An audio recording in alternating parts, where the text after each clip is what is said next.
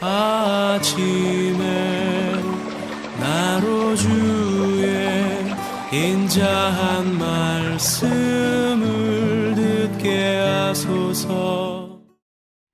성도 여러분 안녕하세요. 금요일입니다.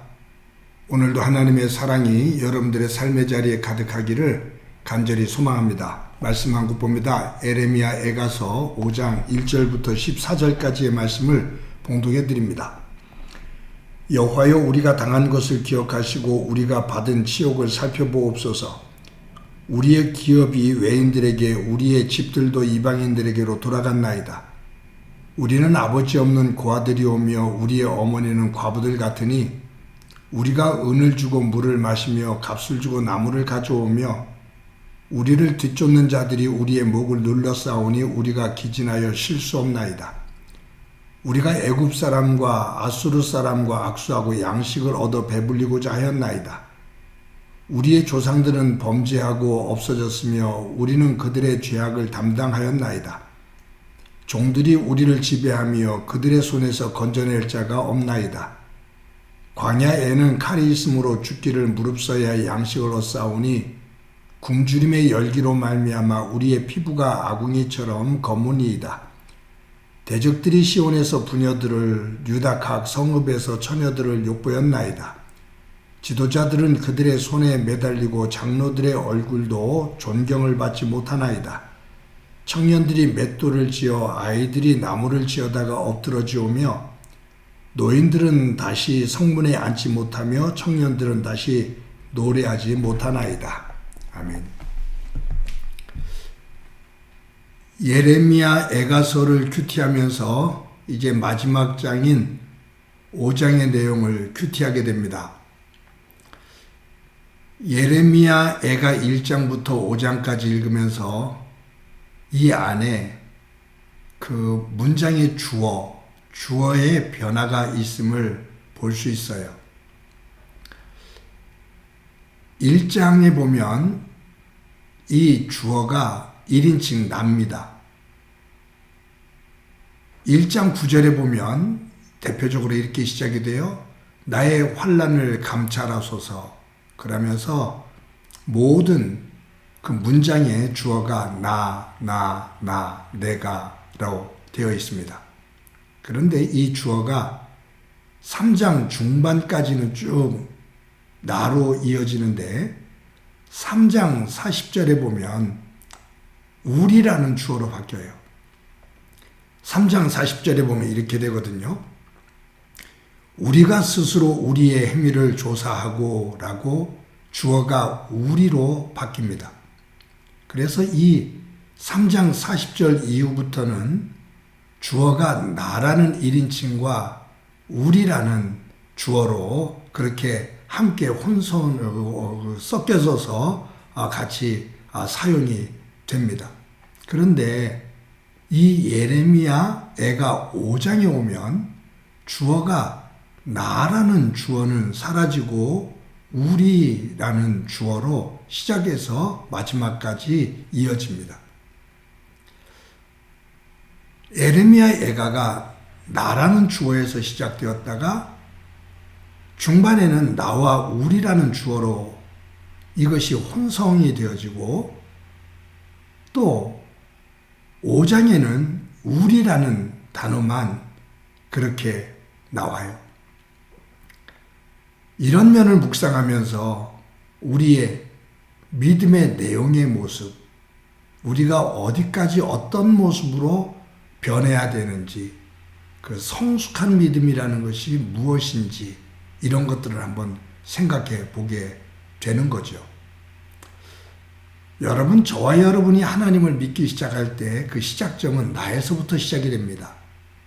내가 가지고 있는 질병, 내가 가지고 있는 어떤 그 경제적인 아픔, 내가 해결해야 될 문제들, 이런 것들을 가지고 하나님 안에서 나로 시작해요. 그런데 여기서 신앙이 조금 더 깊어지면 내 문제만이 아니라 나와 함께 더불어 살고 있는 사람들의 아픔을 보게 되고 그것을 위해서 중보 기도를 하게 되죠. 나에게서 기도의 폭이 넓어져요. 관심이 넓어져요. 그러면서 나와 우리 이것이 함께 어우러지면서 거기에 중보기도가 시작이 됩니다.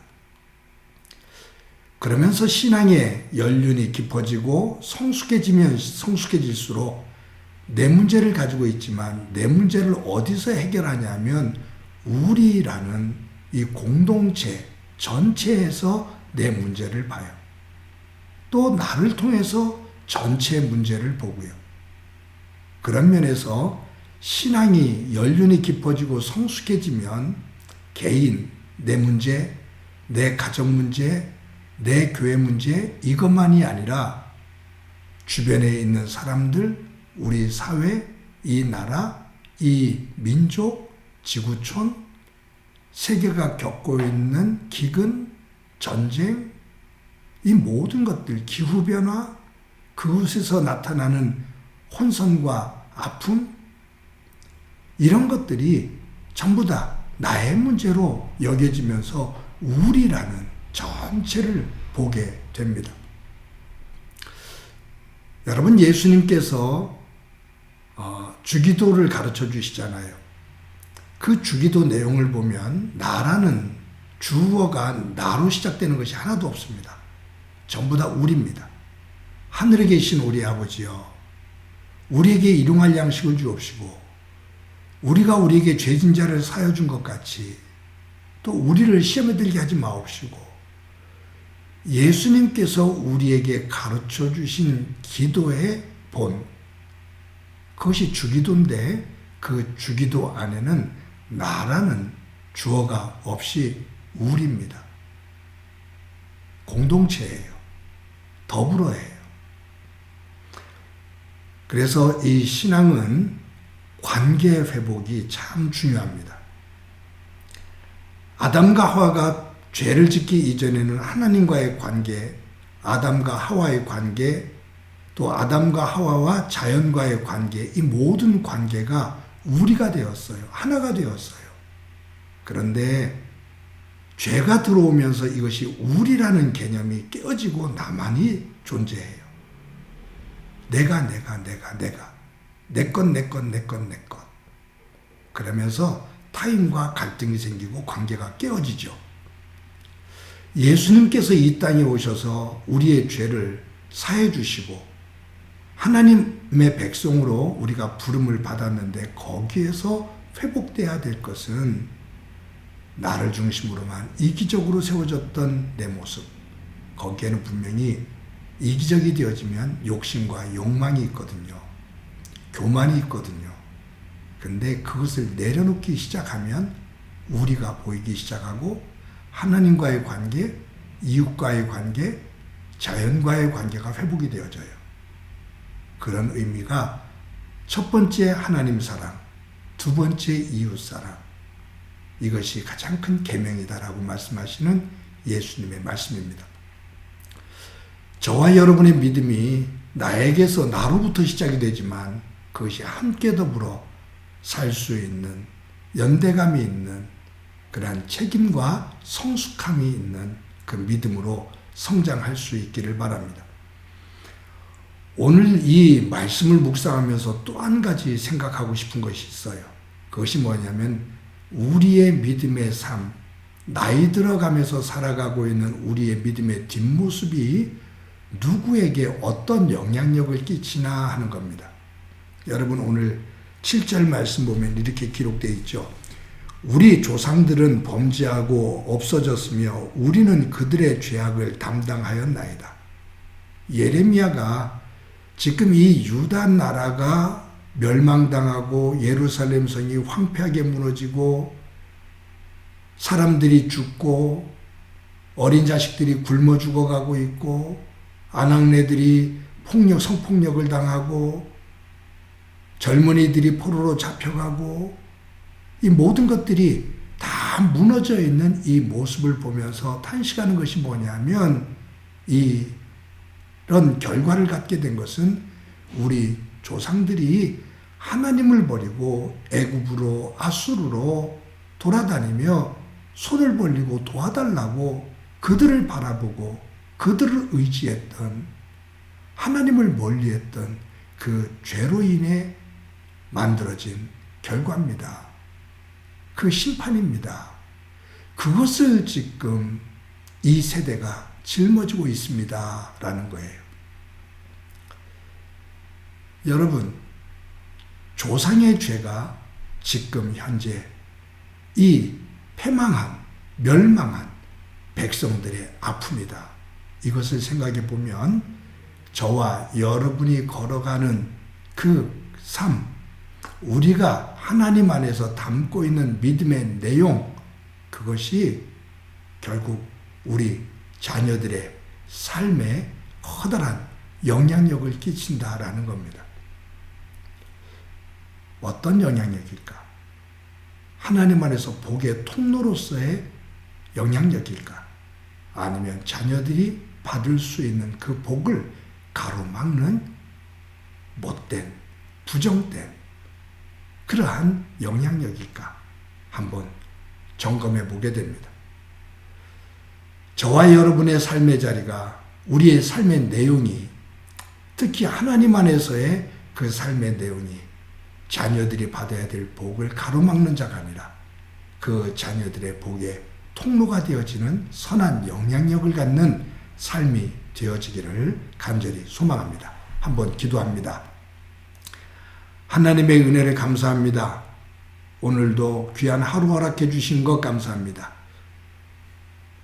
내가 하나님 안에서 온전히 서지만 나로 그치지 않게 하시고 함께 더불어 하나님의 나라를 이루며 회복되어지는 관계를 만들며 살아갈 수 있도록 은총 베풀어 주옵소서.